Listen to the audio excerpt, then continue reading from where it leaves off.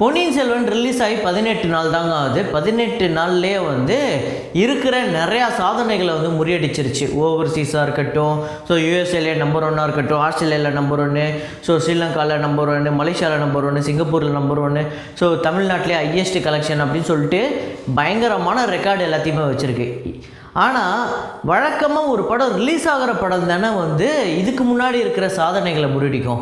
ஏதாவது ஒரு படம் ஏற்கனவே ரொம்ப வருஷத்துக்கு முன்னாடி ரிலீஸ் ஆன படம் மறுபடியும் இப்போ ரிலீஸ் ஆகிற படங்களோட கலெக்ஷனையோ அதோட சாதனைகளையோ முறியடிக்குது அப்படின்னு சொன்னால் உங்களால் நம்ப முடியுதா?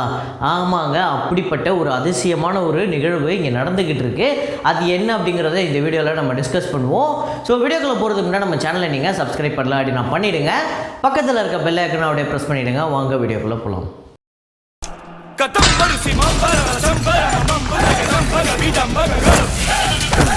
இந்த விஷயங்களை நம்ம பேசுகிறதுக்கு முன்னாடி இந்த பொன்னியின் செல்வன் படத்தோட கலெக்ஷன் ரிப்போர்ட்டையும் காந்தாரா படத்தோட கலெக்ஷன் ரிப்போர்ட்டையும் பார்த்துருவோம். ஸோ ஃபஸ்ட்டு வந்து காந்தாரா படத்தோட கலெக்ஷன் ரிப்போர்ட்டு கர்நாடகாவில் வந்து ரிலீஸ் ஆகி நேற்று 18வது நாள் வந்து இந்த படத்தோட கலெக்ஷன் ரிப்போர்ட் அப்படிங்கிறது 1,75,00,000. ஸோ அதோட அதிகமாக ஹிந்தியில் டப் பண்ணி இப்போ ரீசெண்டாக ரிலீஸ் பண்ணாங்க.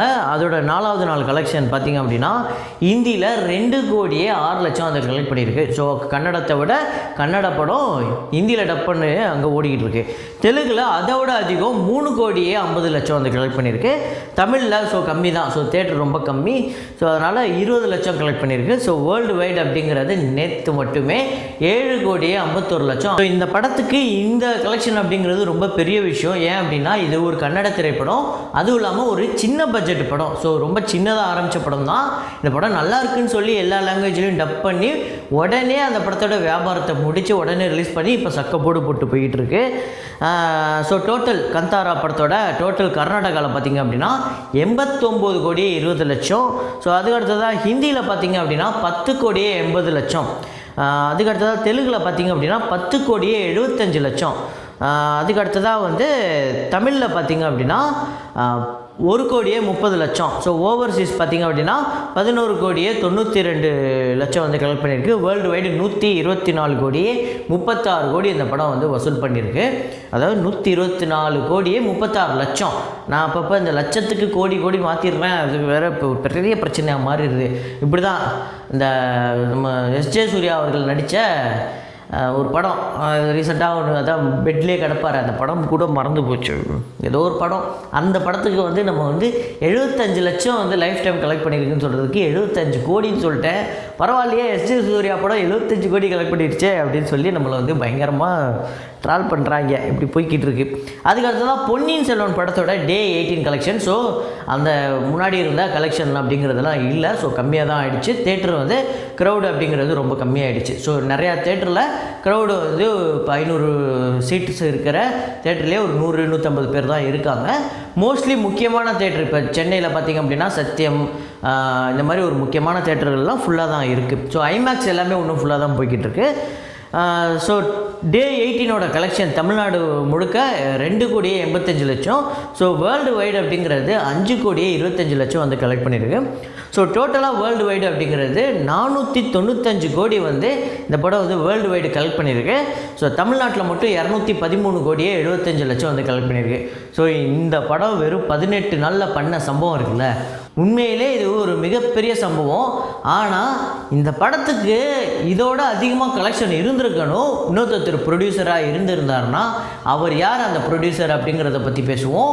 அதுக்கு அடுத்ததாக ஒரு படம் வந்து முன்னாடி ரிலீஸ் ஆன ஒரு படம் வந்து இன்றைக்கி ரிலீஸ் ஆன படங்களோட கலெக்ஷனை வந்து பிரேக் பண்ணிக்கிட்டு இருக்கு அப்படின்னு சொன்னேன்ல.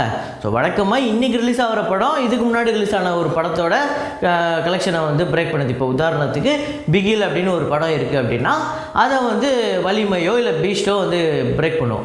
ஆனால் அந்த வலிமையும் பீஸ்டையும் பிகிலும் வந்து பிரேக் பண்ணிச்சுன்னா எப்படி இருக்கும்? இதோட கலெக்ஷனை வந்து அது வந்து இதோட அதிகமாக வந்து இப்போ வந்து கலெக்ட் பண்ணிருந்துச்சுன்னா அப்படிப்பட்ட ஒரு அதிசயமான ஒரு சம்பவம் நடந்துக்கிட்டு இருக்குது. அது என்ன அப்படிங்கிறத இப்போ பேசுவோம். ஸோ இப்போ என்ன அப்படின்னா, சூப்பர் ஸ்டார் ரஜினிகாந்த் அவர்களோட நடிப்பில் ரஞ்சித் அவர்களோட இயக்கத்தில் நம்மளுக்கு ரொம்ப பிடிச்ச ப்ரொடியூசர் கலைப்புலி தானு அவர்களோட தயாரிப்பில் வந்த படம் கபாலி. ஸோ இந்த படத்தோட கலெக்ஷன் ரிப்போர்ட் எவ்வளோ அப்படின்னு போய் போட்டு பார்த்தீங்க அப்படின்னா 315 கோடி அப்படின்னு சொல்லிட்டு கூகுளில் போட்டிருப்பாங்க. ஸோ அவ்வளோதான், 315, 310, சில பேர் 305ன்னு போட்டிருப்பாங்க. ஸோ இவ்வளோ தான் இந்த படத்தோட கலெக்ஷன். நம்மளுமே இதுக்கு முன்னாடி சில வீடியோக்களில் இதை பற்றி பேசியிருக்கோம், 300 கோடிக்கு மேலே வசூல் பண்ண படங்களில் அப்படின்னு சொல்லிட்டு பேசியிருப்போம். இன்றைக்கி என்னென்னா, இந்த விக்ரம் படம் ரிலீஸ் ஆனதுக்கப்புறம் இந்த படத்துக்கு வந்து திடீர்னு 10 கோடி, 20 கோடி, 30 கோடின்னு இன்க்ரீஸ் ஆகிட்டே இருந்தது. நானுமே வந்து என்னடா இது, எப்படா வந்து தேட்டர்லேயே ஓடாத ஒரு படம், 5-6 வருஷத்துக்கு முன்னாடி ரிலீஸ் ஆன ஒரு படம் எப்படி இன்றைக்கி கலெக்ஷன் எடுத்துக்கிட்டு இருக்கு அப்படின்னு யோசித்தேன். ஸோ சத்தியமாக நானுமே வந்து சரி ஏதோ இவங்க வந்து இந்த சில பேர்லாம் ட்ராக்கர்ஸுங்கிற பேரில் ஏதோ அநியாயம் பண்ணிக்கிட்டு இருக்காங்க அப்படின்னு நினச்சேன். ஆனால் நேற்று தான் இந்த விஷயமே எனக்கு தெரிஞ்சுது. நான் மனம் திருந்தி நான் வந்து என் மனசுக்குள்ளே திட்டினதுக்காக இந்த ட்ராக்கர்ஸ்கிட்டையும் அப்புறம் இந்த படத்தோட ப்ரொடியூசர்கிட்டையும் மன்னிப்பு கேட்டுக்கிறேன். ஸோ மனசுக்குள்ளே திட்டினதுக்காகவே நான் வந்து வெளிப்படையாக மன்னிப்பு கேட்குறேன். ஸோ அந்த அளவுக்கு வந்து நான் வந்து ரொம்ப மனசு வேதனைப்பட்டேன். என்னடா இவங்களை பற்றி நம்ம மனசுக்குள்ளே இப்படி திட்டோமே அப்படின்னு சொல்லிட்டு.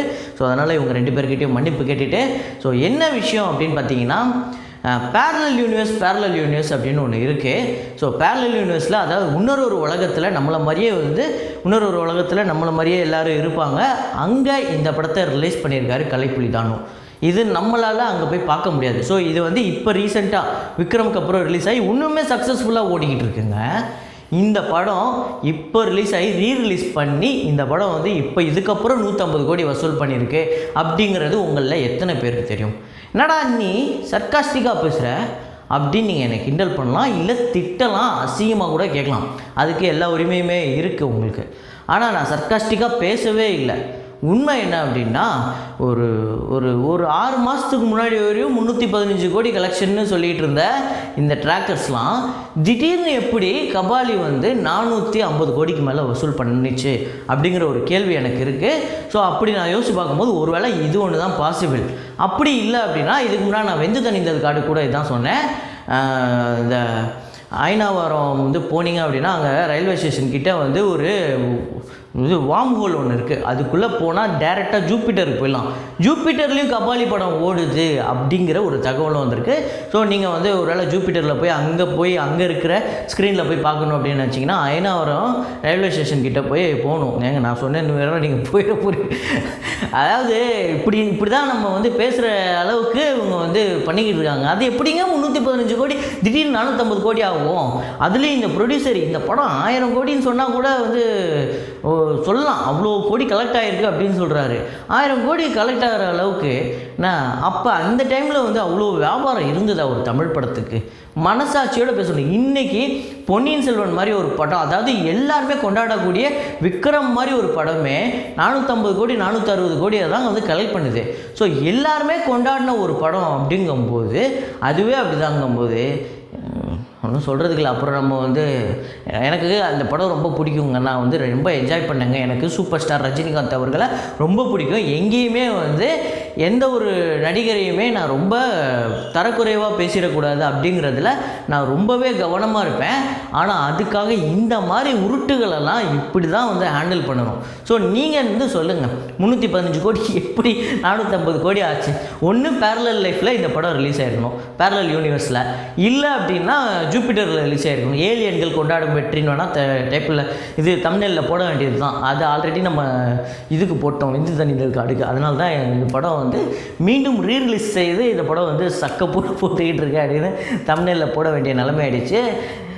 ஸோ பாருங்கள், இந்த மாதிரி இருக்காங்க. ஸோ அது என்ன, எதுக்காக இதை நான் சொல்ல வரேன் அப்படின்னா, ஒரு படம் வந்து நம்மளுக்கு பிடிச்ச ஹீரோ நடிச்சிருக்காரு, அவர் வந்து ஒரு கலெக்ஷன் எடுத்திருக்காரு அப்படின்னா, அந்த கலெக்ஷனை வேறு நடிகருக்கு பிரேக் பண்ணிட்டாங்க அப்படின்னா அதை ஒத்துக்கோங்க. அதில் என்ன தப்பு இருக்குது, அதில் என்ன மிஸ்டேக் இருக்குது? நீங்கள் ஒரு கலெக்ஷனை எடுத்து வச்சுட்டீங்க, அதை ஒரு நடிகர் வந்து பிரேக் பண்ணுறாரு, அப்போ தானே அந்த நடிகரோட கலெக்ஷனை நீங்கள் பிரேக் பண்ண முடியும். எப்போயோ 6 வருஷத்துக்கு முன்னாடி நான் இந்த கலெக்ஷன் எடுத்து வச்சேன், அதை யாராலையுமே பிரேக் பண்ண முடியாதுன்னு அந்த நடிகரோ அந்த ப்ரொடியூசரோ அந்த டைரக்டரோலாம் சொல்லலை, இங்கே இருக்கிற சில பேர் சொல்கிறாங்க. அதனால தான் வந்து நம்ம இதை எடுத்து பேச வேண்டியதாக இருந்தது. ஸோ இதில் நான் யாரையுமே வந்து காயப்படுத்திடக்கூடாது அப்படின்னு சொல்லிட்டு தான் ரொம்ப சர்க்காஸ்டிக்காக சில விஷயம் பேசினேன்.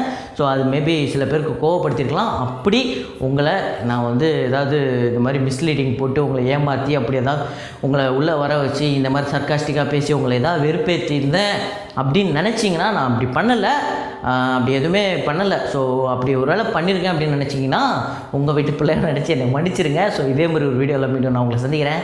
Signing off Rahman. வீட்டு பிள்ளையா நினைச்சு எல்லாரும் என்னை மன்னிச்சிருக்கேன். ஏண்டா பண்றதையும் பண்ணிட்டு எங்க வீட்டு பிள்ளையாடா நீ, அடிக்கடா அவனை.